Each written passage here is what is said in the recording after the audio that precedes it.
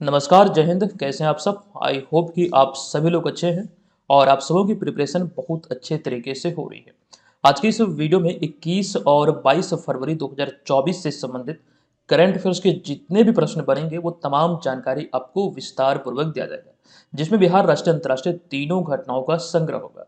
अच्छा, एक चीज ध्यान रखेंगे, अगर आप पहली बार इस चैनल पर विजिट किए हैं तो इस वीडियो को पहले देख लीजिए। अगर आपको लगे कि यहाँ से आपकी हेल्प हो सकती है तो निश्चित तौर पर एकदम इसे जरूर फॉलो कीजिएगा, ताकि आपको बिहार के प्रतियोगी परीक्षाओं में यहाँ से भरपूर हेल्प मिले। चलिए, पिछले वीडियो में हमने एक प्रश्न आपसे पूछा था। सबसे पहले हम उस प्रश्न को देख लेते हैं। प्रश्न था कि हाल ही में बिहार के उप मुख्यमंत्री सह वित्त मंत्री सम्राट चौधरी ने राज्य विधानमंडल में वित्त वर्ष 2024-25 के लिए कितने रुपए का बजट पेश किया है। आपको हमने बताया था ये बजट की राशि थी 2,78,425 करोड़ रुपए। अतः विकल्प नंबर डी यहाँ पर इसका करेक्ट आंसर होगा। अच्छा, बिहार बजट को लेकर हालांकि एक वीडियो हमने चैनल पर अपलोड भी कर दिया है। आप ऊपर आई बटन पे क्लिक करके इस वीडियो को जरूर देख लीजिएगा। निश्चित तौर पर यहाँ से आपके एग्जाम में एक प्रश्न पूछे जाने की प्रबल संभावना है। तो वीडियो में सारी जानकारी आपको मिलेगी। इसका पीडीएफ फाइल हमने निःशुल्क टेलीग्राम पर उपलब्ध कराया है। टेलीग्राम पर जाइए, वहां पर ये पीडीएफ फाइल आपको मिल जाएगा। साथ ही साथ बीपीएससी मेकर ऐप पर करंट अफेयर्स वाले कोर्स में जो टॉपिक स्टडी वाला सेक्शन है, आप वहां से इसको प्राप्त कर सकते हैं। अच्छा, जितने भी छात्र बिहार के प्रतियोगी परीक्षाओं में लगे हैं, 70वीं बीपीएससी एग्जाम को लेकर जो टेस्ट सीरीज संचालित है, आप लोग ज्वाइन कर सकते हैं। अगला प्रैक्टिस पेपर आपको 25 फरवरी को शाम के 7 बजे मिलेगा। यही वाला कोर्स है जिसमें बीपीएससी प्रारंभिक परीक्षा को लेकर तमाम चीजें आपको दी जा रही है। इस प्रोमो कोड के साथ आप इसको ज्वाइन कर सकते हैं। चलिए, वीडियो की शुरुआत करते हैं, लेकिन उससे पहले एक बड़ी अपडेट आप सबों को दे दूं। तो रिसेंटली हमने एक पीडीएफ लॉन्च किया है। आप इसके कवर पेज को यहाँ पर देख सकते हैं। ये बिहार स्पेशल करंट अफेयर्स का पीडीएफ है और इसमें चीज़ें जो आपको मिल रही है वो वन लाइनर फॉर्मेट में दी गई है। हालांकि वन लाइनर जरूर है, लेकिन हमने प्रयास किया है कि वन लाइनर भी इस तरह से हम डिजाइन करें कि चीज़ें वहाँ से बेहतर तरीके से आपको मिल जाए। ठीक है, इसका एक अलग वर्जन भी है जहाँ पर चीज़ें विस्तृत तौर पर आपको मिलता है। इस वाले पीडीएफ की हम बात कर रहे हैं, यहाँ पर जो आप देख रहे हैं। हालांकि ये जो है, इसमें बिहार राष्ट्रीय अंतर्राष्ट्रीय तीनों घटनाओं का संग्रह है। लेकिन इस वाले की बात करें जो रिसेंटली लॉन्च हुआ है, अगर आप सिर्फ और सिर्फ बिहार स्पेशल प्राप्त करना चाहते हैं तो जरूर इसे लीजिएगा। इसका लिंक इस वीडियो के डिस्क्रिप्शन में है, आप वहां पर जाकर इसको डाउनलोड कर सकते हैं। ये वाला भी आपको वहीं पर मिल जाएगा। हालांकि दोनों के दोनों आप एप्लीकेशन से भी प्राप्त कर सकते हैं। ठीक है, बीपीएससी मेकर ऐप को प्ले स्टोर से डाउनलोड कीजिए, वहीं पर तमाम चीजें आपको मिल जाएगी। खास करके हमारे जितने भी स्टडी नोट्स हैं, आप एप्लीकेशन के माध्यम से प्राप्त कर सकते हैं।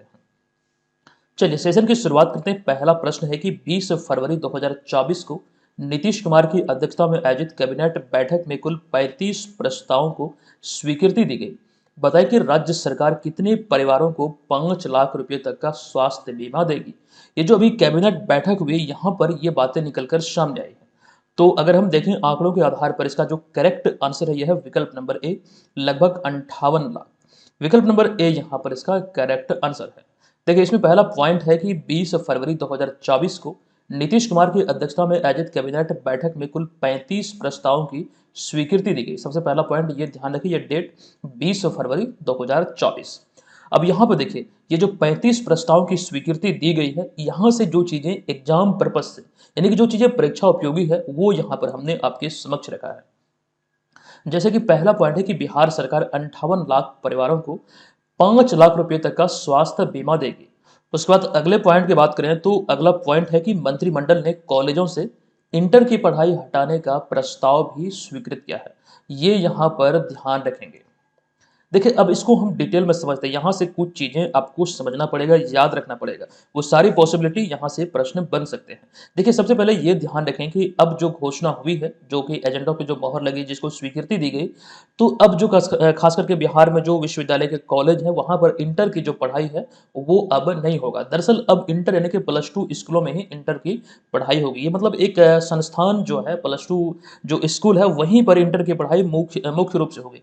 पहले दरअसल कॉलेज में भी ये मतलब चीजें संचालित हो रही थी। हालांकि इस चीज को यहाँ पर विस्तार से आप देखिए, इसको समझ पाएंगे। देखिए, यहाँ पर हमने अगला पॉइंट लिखा है कि 2005 में पहली बार कॉलेज से इंटर की पढ़ाई हटाने का निर्णय लिया गया था और तब शिक्षा विभाग के जो प्रधान सचिव थे, कौन थे? मदन मोहन झा। तो इनके कार्यकाल में 2005 में पहली बार बिहार के इतिहास में कॉलेज से इंटर की पढ़ाई को हटाने का निर्णय लिया गया था। ये चीज़ यहाँ पर आपको ध्यान रखना है। आगे हमने लिखा है कि शिक्षा विभाग के इस निर्णय के बाद 2006 में पटना विश्वविद्यालय के डिग्री कॉलेजों में इंटरमीडिएट की पढ़ाई बंद कर दी गई थी। मतलब यहाँ पर 2005 में यह निर्णय लिया गया और 2006 में यह प्रभावी हुआ। दरअसल ये पटना विश्वविद्यालय के ही डिग्री कॉलेजों में ये सारी चीजें संचालित हुई थी। लेकिन आपको ये भी ध्यान रखना कि दूसरे चरण में राज्य के अन्य विश्वविद्यालयों में 2007 से इंटर की पढ़ाई खत्म की जानी थी, लेकिन बाद में विभाग अपना यह निर्णय प्रभावी नहीं कर सका, जिस चीज को लेकर अभी हाल ही में चीजें निकलकर सामने आई और इसकी स्वीकृति दे दी गई कि अब इंटर की जो पढ़ाई है वो केवल और केवल +2 स्कूलों में ही होनी है। तो ये चीजें यहाँ से आपको समझना है। आई होप कि हमने यहाँ पर चीजें आपको अच्छी तरीके से समझा दिया है। अच्छा, जो बातें यहाँ पर अभी हम चर्चा कर रहे थे कि शिक्षा विभाग के प्रधान सचिव मदन मोहन झा, अगर वर्तमान में बात करें बिहार में शिक्षा विभाग के प्रधान सचिव कौन है, तो यह है के पाठक। चलिए अब यहाँ पर हम चलते हैं अगले प्रश्न पे। ये दूसरा प्रश्न, अच्छा यहाँ पर मिस टाइपिंग हुआ, यहाँ पे 2 होगा। ये दूसरा प्रश्न है कि निम्नलिखित में से कौन हाल ही में लोक सेवा आयोग के अध्यक्ष नियुक्त किए गए हैं। अच्छा, यहाँ पर भी थोड़ी सी मिस टाइपिंग ये है, हम बात यहाँ पे कर रहे हैं बिहार की। बिहार लोक सेवा आयोग यानी कि बीपीएससी के नए अध्यक्ष कौन नियुक्त हुए हैं, तो इनका नाम है इम्तियाज करीमी, अर्थात विकल्प नंबर बी। अच्छा, यहाँ पर भी कुछ चीजें ऐसी है जो कि आपको ध्यान से इसे समझना है। देखिए, जो डिटेल एक्सप्लेनेशन हमने लिखा उस पर नजर डालिएगा। दरअसल 12 फरवरी 2024 को बिहार लोक सेवा आयोग के अध्यक्ष अतुल प्रसाद की सेवानिवृत्ति के बाद 19 फरवरी 2024 को बीपीएससी की कमान अब इम्तियाज अहमद करीमी को सौंप दी गई। अच्छा, आप सभी जानते हैं कि बिहार लोक सेवा आयोग के अध्यक्ष थे कौन? अतुल प्रसाद। 12 फरवरी 2024 को उन्होंने अपने पद से इस्तीफा दिया। उसके बाद 19 फरवरी 2024 को जो इसकी कमान है वो इम्तियाज अहमद करीमी को सौंपी गई। तो ये यहाँ से ध्यान रखिए। हालांकि इसमें भी कुछ कंडीशन है। आप यहाँ पर अगले पॉइंट पर देखिए कि हालांकि इम्तियाज करीमी यानी कि इम्तियाज अहमद करीमी इस जिम्मेदारी को अगले 7 दिनों तक ही संभाल पाएंगे, क्योंकि आपको बता दूं, क्योंकि वो 7 दिन बाद खुद भी रिटायर हो रहे हैं, यानी कि वो भी 7 दिन पश्चात वो सेवानिवृत्त हो जाएंगे। जो बीपीएससी की कमान है ये 26 फरवरी 2024 को, ये आप ध्यान रखेंगे, बीपीएससी के जो मेंबर हैं प्रोफेसर दीप्ति कुमार, तो ये मतलब अध्यक्ष का कार्यभार संभालेंगे। तो आई होप कि यहाँ पर इसे समझ चुके हैं कि 12 फरवरी 2024 को रिटायर हुए यानी कि सेवानिवृत्त हुए अतुल प्रसाद, और 19 फरवरी को ये कमान मिली इम्तियाज अहमद करीमी को। हालांकि वे भी 7 दिन पश्चात इस पद से रिटायर हो रहे हैं, और 26 को आपको ध्यान रखना ये कमान मिलेगी दीप्ति कुमार को अध्यक्ष के रूप में। अच्छा, यहाँ पर देखिए बात हम लोग कर रहे हैं बीपीएससी की। तो बीपीएससी अर्थात बिहार लोक सेवा आयोग की अगर आप प्रिपरेशन में लगे हैं या फिर ऐसे भी जनरली, आपको ये ध्यान रखना पड़ेगा बीपीएससी जो बिहार लोक सेवा आयोग है इसकी स्थापना कब हुई या क्या प्रक्रिया थी। चीजें बहुत सारे यहाँ से निकल कर भी सामने आ सकते हैं, एग्जाम में पूछे जा सकते हैं। हालांकि हमने कई बार इन सब बातों का जिक्र किया है, एक बार छोटी छोटी चीजें जो है वो पुनः हम देख लेते हैं। तो सबसे पहले बात ये ध्यान रखें, 1 अप्रैल 2023 को यानी कि पिछले साल बिहार लोक सेवा आयोग यानी कि बीपीएससी का 75वां स्थापना दिवस मनाया गया। सबसे पहले तो यही पॉइंट आपके लिए इंपॉर्टेंट हो जाता है। अब दूसरा पॉइंट है कि बीपीएससी अर्थात बिहार लोक सेवा आयोग भारत के संविधान द्वारा बनाई गई एक संस्था है। दरअसल इसकी स्थापना 1 अप्रैल 1949 को हुआ था, जिसका मुख्यालय रांची में स्थापित किया गया था। ये ध्यान दीजिएगा, उस समय बिहार और झारखंड एक कह सकते एक ही प्रांत था। हालांकि आप ये ध्यान रखेंगे कि वर्ष 1951 में इसका जो मुख्यालय है वो रांची से पटना में स्थानांतरित कर दिया गया। तो ये ध्यान रखें, मौजूदा समय में बीपीएससी अर्थात बिहार लोक सेवा आयोग का जो हेडक्वार्टर है, जो मुख्यालय है, वो पटना में है।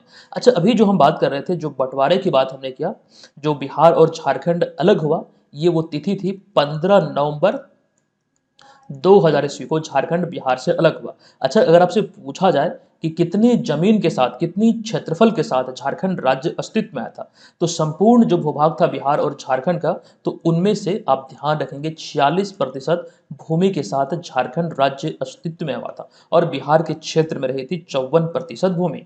अच्छा, झारखंड के पहले मुख्यमंत्री थे बाबूलाल मरांडी। तो इतनी चीजें आपको यहाँ से समझना है। नेक्स्ट तीसरा प्रश्न है कि 19 फरवरी 2024 को लंदन में आयोजित 77वें बाफ्टा अवार्ड्स 2024 में किस फिल्म ने सर्वश्रेष्ठ फिल्म का अवार्ड जीता है। ये काफी इंपॉर्टेंट है और इसका करेक्ट आंसर होगा ओपेनहाइमर, यानी कि विकल्प नंबर सी यहाँ पर इसका करेक्ट आंसर है। आइए आपको इसको लेकर चीज़ें बता दूं कि 19 फरवरी 2024 को लंदन में ब्रिटिश फिल्म और टेलीविजन इंडस्ट्री यानी कि बाफ्टा अवार्ड का 70वां संस्करण आयोजित किया गया और इसको लेकर आप ध्यान रखेंगे जो विजेता सूची है, एक तो ये स्थान इंपॉर्टेंट है और ये डेट इंपॉर्टेंट है, साथ साथ ये कौन सा संस्करण था ये इंपॉर्टेंट है। लेकिन इन सब के अतिरिक्त जो हमें विशेष रूप से याद रखना है, जो विजेता खास करके यहाँ पर निकले हैं, तो इसमें सबसे पहला पॉइंट सर्वश्रेष्ठ फिल्म का पुरस्कार मिला ओपेनहाइमर को। इसके निर्देशक की बात करें तो क्रिस्टोफर नोलन। अगला है सर्वश्रेष्ठ निर्देशक, जो कि इन्हें ही ये सम्मान मिला ओपेनहाइमर के लिए, क्रिस्टोफर नोलन को। अगला है सर्वश्रेष्ठ अभिनेता। सर्वश्रेष्ठ अभिनेता की बात करें तो सिलियन मर्फी को चुना गया। सर्वश्रेष्ठ अभिनेत्री की बात करें तो एम्मा स्टोन को चुना गया। अगला है सर्वश्रेष्ठ सहायक अभिनेता यानी कि सपोर्टिंग मेल एक्टर, तो इसमें बात करें तो रॉबर्ट डाउनी जूनियर। लेकिन इसी कैटेगरी में अगर हम बात करें फीमेल वर्ग की यानी कि सर्वश्रेष्ठ सहायक अभिनेत्री की, तो डिवाइन जॉय रोडोल्फ जो कि ये सम्मानित की गई, रेडोल्फ। तो ये चीजें यहाँ से खास करके बाफ्टा अवार्ड से संबंधित है, जो कि निश्चित तौर पर अगर यहाँ से प्रश्न बने तो यहीं से पूछे जाएंगे। अब देखिए इस तरह की जानकारी हमने आपको ग्रैमी अवार्ड के भी बारे में दिया था। देखिए ग्रैमी अवार्ड की एक कंप्लीट सूची है जो आपके समक्ष है, यहाँ से किसी भी रूप में कोई भी प्रश्न आपसे पूछा जा सकता है।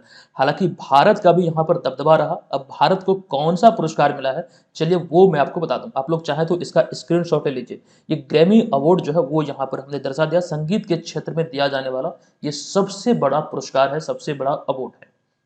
देखिए आपको हमने बताया था 66वां ग्रैमी अवार्ड्स 2024 में जो बेस्ट ग्लोबल म्यूजिक एल्बम का जो अवार्ड मिला, इस एल्बम का नाम है दिस मोमेंट।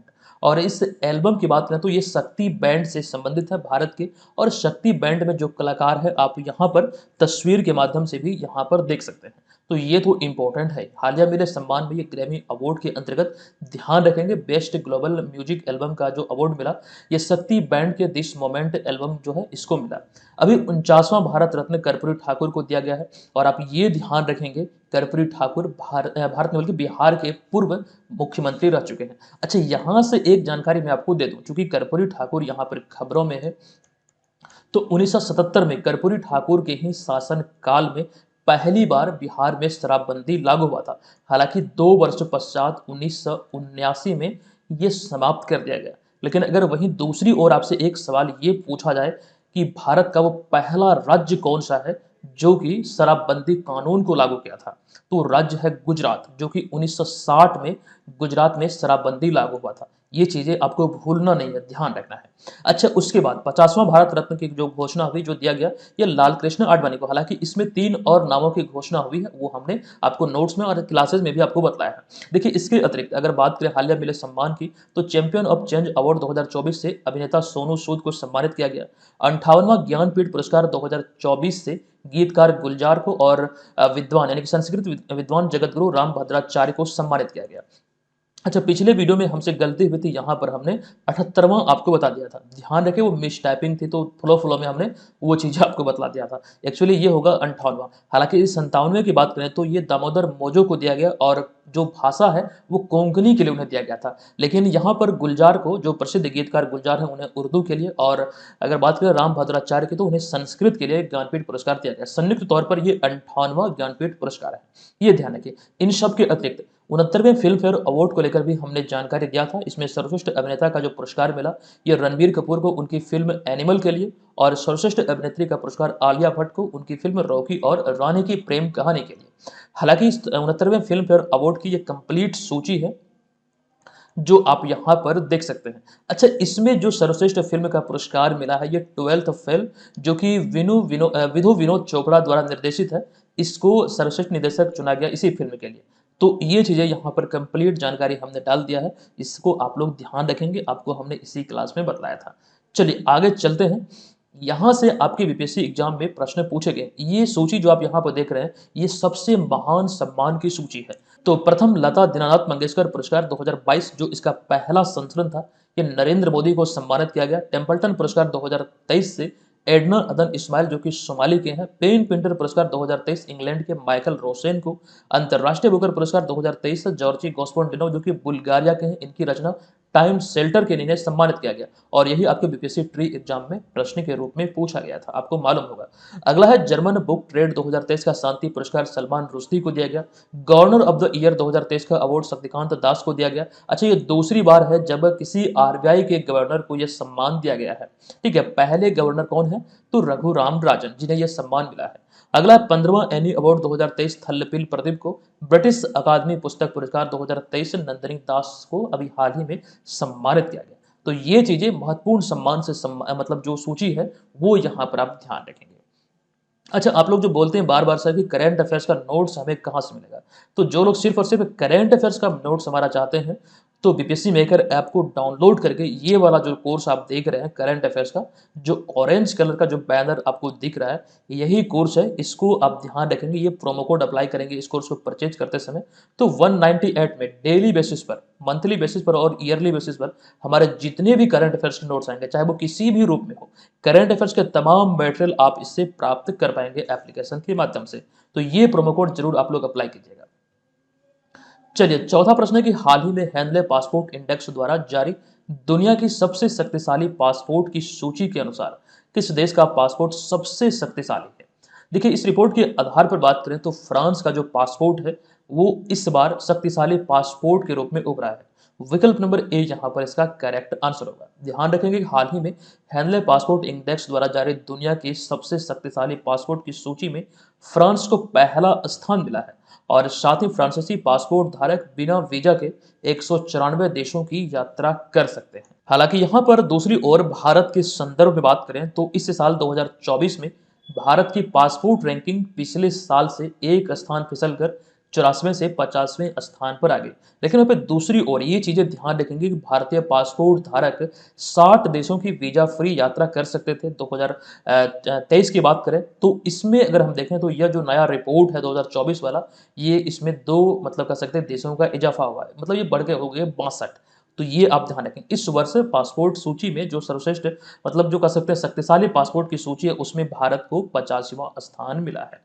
चलिए आगे बात करें, हेनले पासपोर्ट इंडेक्स में फ्रांस के बाद जो देश का पासपोर्ट आता है शक्तिशाली पासपोर्ट में, उसमें Germany, Italy, Japan, Singapore, Spain आदि ये क्रमशः मतलब शीर्ष मतलब पासपोर्ट शक्तिशाली पासपोर्ट वाले देशों की सूची है।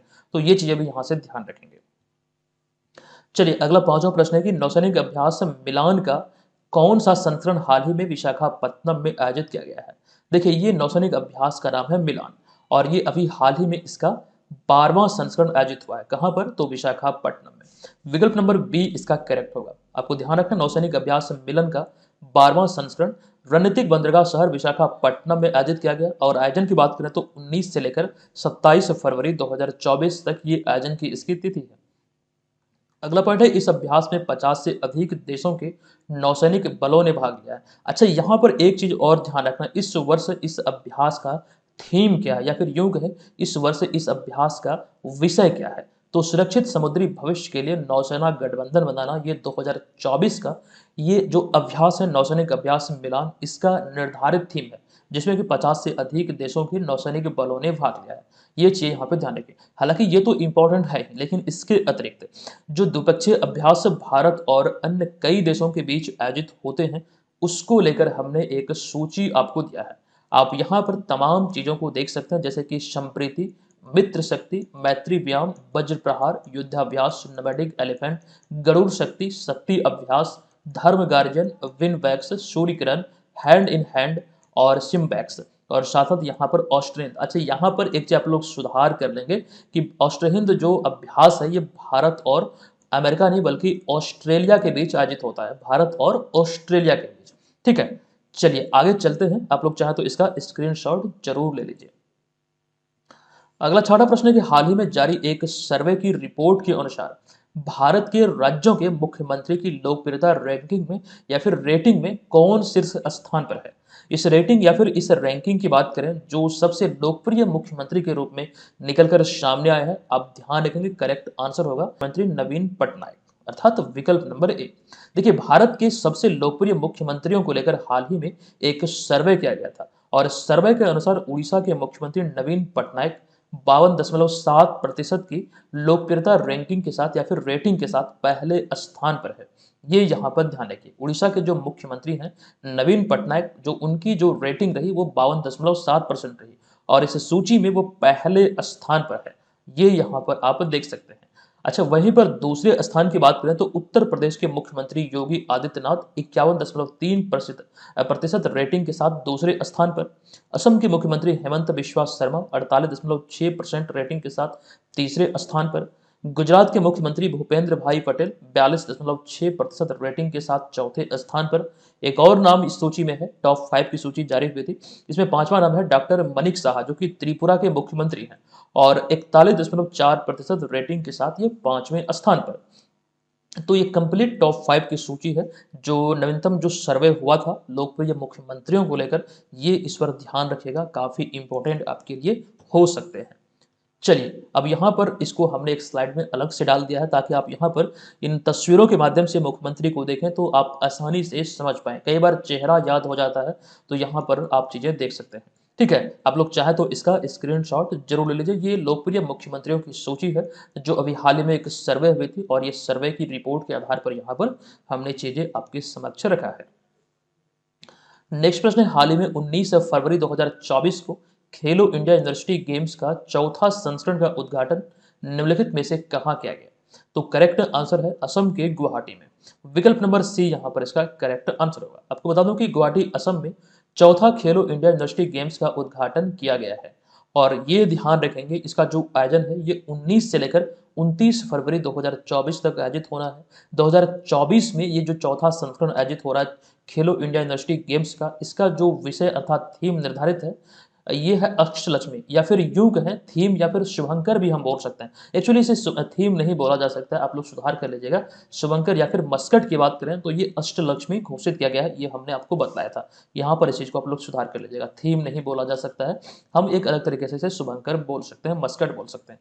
चलिए, यहाँ पर हमारा अगला पॉइंट है कि पिछले साल, अच्छा, इसका जो तीसरा संस्करण था इसको लेकर जो जानकारी हमने हालांकि पहले दिया था, तो इसका जो पिछला संस्करण था खेलो इंडिया यूनिवर्सिटी गेम्स का, ये तीसरा संस्करण था। इसकी मेजबानी उत्तर प्रदेश द्वारा किया गया था और ये पहली बार था जब उत्तर प्रदेश ने खेलो इंडिया यूनिवर्सिटी गेम्स की मेजबानी किया था, जो कि ये तीसरा संस्करण था। अच्छा, इस संस्करण में बात करें तो Punjab university Chandigarh overall champion बने थे और पंजाब यूनिवर्सिटी की बात करें तो 26 स्वर्ण, 17 रजत और 26 कांस्य मेडल, कुल 69 मेडल हासिल किए थे पंजाब यूनिवर्सिटी ने और पदक तालिका में पहला स्थान हासिल किया था पंजाब यूनिवर्सिटी। दूसरे स्थान की बात करें तो गुरु नानक देव यूनिवर्सिटी अमृतसर के, जो कि दूसरे स्थान पर रही और वहीं पर तीसरे स्थान की बात करें तो कर्नाटक की जैन यूनिवर्सिटी, जो कि आपको ध्यान रखना इस यूनिवर्सिटी गेम्स के तीसरे संस्करण में तीसरे स्थान पर रही थी। हालांकि जब ये संपन्न हो जाएगा, पदक तालिका में ये चीजें क्लियर हो जाएगी, तो इसको अलग से हम एक प्रश्न के रूप में जानकारी आपको दे देंगे। फिलहाल इतनी सारी चीजें आपको यहाँ से ध्यान रखना है। चलिए, अगला 8वां प्रश्न है कि हाल ही में आई एक रिपोर्ट के अनुसार निम्नलिखित में से कौन भारत का सबसे ज्यादा इलेक्ट्रिक बसों वाला शहर बना है? एक रिपोर्ट आई थी और इस रिपोर्ट के आधार पर देखें तो सबसे जो अधिक इलेक्ट्रिक बसें हैं वर्तमान में, ये दिल्ली शहर में है। तो विकल्प नंबर ए यहाँ पर इसका करेक्ट आंसर है। अगला 9वां प्रश्न है कि 19 फरवरी 2024 को प्रधानमंत्री नरेंद्र मोदी द्वारा उत्तर प्रदेश के किस जिले में श्री कल्की धाम मंदिर का शिलान्यास किया गया है? तो उत्तर प्रदेश के संभल जिले में, जो विकल्प नंबर ए में आप देख रहे हैं, यहीं पर 19 फरवरी को 15वें प्रधानमंत्री नरेंद्र मोदी के द्वारा श्री कल्की धाम मंदिर का शिलान्यास किया गया। अच्छा, अभी हाल ही में प्रधानमंत्री नरेंद्र मोदी के द्वारा किस देश में, भारत की हम बात नहीं कर रहे हैं, किस देश में वहां पर एक मंदिर का उद्घाटन किया गया, जो कि एक विशाल मंदिर है, हमने आपको बतलाया भी था। आपको कमेंट बॉक्स में लिखना है। ठीक है, आप लोग कमेंट बॉक्स में जाइए, वहां पे हमें बताइए कि किस देश में इसका उद्घाटन किया गया है नरेंद्र मोदी के द्वारा। दो दिन पहले ही हमने आपको ये जानकारी दिया है। चलिए, 10वां प्रश्न है कि स्कूली बच्चों में अंतरिक्ष विज्ञान प्रौद्योगिकी के बारे में जिज्ञासा और ज्ञान को बढ़ावा देने के लिए इसरो ने, जो कि भारतीय अंतरिक्ष कह सकते हैं अंतरिक्ष एजेंसी है इसरो, तो इसने किस नाम से हाल ही में एक युवा वैज्ञानिक कार्यक्रम प्रस्तुत किया है? इसका उद्देश्य है कि स्कूली बच्चों में अंतरिक्ष विज्ञान और प्रौद्योगिकी के बारे में जिज्ञासा और उनसे संबंधित ज्ञान को बढ़ावा दिया जाए। तो अभी हाल ही में जो एक युवा वैज्ञानिक कार्यक्रम प्रस्तुत किया इसरो ने, इसका नाम दिया है युविका, यानी कि विकल्प नंबर सी इसका यहाँ पर करेक्ट आंसर होगा। नेक्स्ट प्रश्न है कि 19 फरवरी 2024 को निम्नलिखित में से किसने थल सेना के नए उप प्रमुख का पदभार ग्रहण किया है?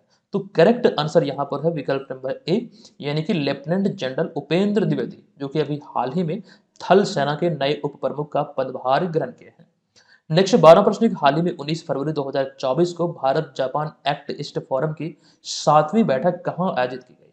तो ये भारत और जापान एक्ट ईस्ट फोरम की जो 7वीं बैठक है, ये आयोजित हुई है राष्ट्रीय राजधानी नई दिल्ली में। विकल्प नंबर ए यहाँ पर करेक्ट है। एक और प्रश्न है कि 17 फरवरी 2024 को महाराष्ट्र के किस जिले में राज्य का पहला बाल अनुकूल पुलिस स्टेशन खोला गया है? तो महाराष्ट्र के इस जिले का नाम है धुले, यानी कि विकल्प नंबर बी यहाँ पर करेक्ट आंसर होगा। ये चीजें ध्यान रखिए। महाराष्ट्र को लेकर एक बातें हमने ये बताया था। अच्छा, इसको ऐसे समझिए कि भारत में औरंगाबाद नाम का दो स्थान, एक तो बिहार में और एक महाराष्ट्र में। और महाराष्ट्र में जो औरंगाबाद नाम का जगह था उसे परिवर्तित करते हुए उसे एक नया नाम दिया गया, संभाजीनगर। तो ये चीजें आपको मालूम है, डेली करंट अफेयर्स के इसी क्लास में हमने आपको बताया था। चलिए अब यहाँ पर हम आज के इस वीडियो के प्रश्न पे कि बिहार के किस जिले के नागी पक्षी आश्रयणी में 17 से 19 फरवरी तक 3 दिवसीय नागी पक्षी महोत्सव 2024 का आयोजन किया गया, जिसका ई उद्घाटन पर्यटन, पर्यावरण, वन एवं जलवायु परिवर्तन मंत्री प्रेम कुमार के द्वारा किया गया है। ये बातें हमने आपको विस्तृत तौर पर बताया। कमेंट बॉक्स में जाइए, हमें बताइए इसका राइट आंसर क्या होगा। और पुनः आपको बता दूं कि जो लोग टेस्ट सीरीज को ज्वाइन किए हुए हैं, अगला प्रैक्टिस पेपर आपको 25 फरवरी को शाम 7 बजे मिलेगा। इसमें फुल लेंथ टेस्ट की संख्या है 40, ये आपको मिलता रहेगा, और सेक्शनल टेस्ट की संख्या है 90 प्लस। आप लोग ज्वाइन कर सकते हैं ये वाला कोर्स, इसमें आपको ये तमाम मटेरियल मिलेंगे। अच्छा, यहाँ पर जो चीज़ आप देख रहे हैं लिखा हुआ, इसमें सिलेबस आधारित नोट्स मिलेंगे, संपूर्ण बिहार जीके का नोट्स आपको मिलेगा, करंट अफेयर्स का पूरा पैकेज, जो कि चीज़ें आपको हम यहाँ पर दे रहे हैं अलग से करंट अफेयर्स वाले कोर्स में, वो इसी में इंक्लूडेड है। अगर आप इसको लेते हैं तो वो भी मिल जाएगा। टेस्ट सीरीज आपको मिलेंगे 130, इसमें 40 फुल लेंथ है और 90 प्लस इसमें सेक्शनल टेस्ट है। और आपको ध्यान रखना है प्रीवियस ईयर पेपर भी इसमें आपको मिलेंगे, और भी कई चीज़ें हैं इसके अतिरिक्त भी आपको यहाँ पर इस कोर्स में मिल रहा है। एप्लीकेशन पे जाइए, इस कोर्स को परचेज आप वहाँ से कर सकते हैं। अच्छा, बीपीएससी ट्री एग्जाम की प्रिपरेशन में लगे हैं तो ये वाले कोर्स को आप परचेज कीजिएगा। ध्यान रखिएगा इसमें एक प्रोमो कोड है, इस वाले कोर्स की हम बात कर रहे हैं इसकी, तो बीपीएससी 70 प्रोमो कोड है, ये अप्लाई कीजिएगा, वहाँ पर आपको डिस्काउंट मिल जाएगा। ठीक है, तो ये टेस्ट का प्रारूप है, किस प्रकार से कौन कौन सब्जेक्ट के कैसे टेस्ट मिलेंगे सेक्शनल टेस्ट में। एक तो फुल लेंथ टेस्ट हमने बताया कि 40 है, और सेक्शनल टेस्ट में इतिहास, भूगोल, राज्यव्यवस्था, अर्थव्यवस्था, विज्ञान और करंट अफेयर्स, ये सभी सेक्शन से 15-15 टेस्ट आपको मिलेंगे। और आपको पुनः बता दूं कि यही प्रोमो कोड अप्लाई कीजिएगा, तभी आप डिस्काउंट ले पाएंगे। ठीक है, चलिए मिलते हैं नेक्स्ट वीडियो में, तब तक के लिए धन्यवाद। ये वीडियो आपको कैसा लगा कृपया कमेंट करके आप लोग जरूर बताइएगा। चलिए धन्यवाद, जय हिंद।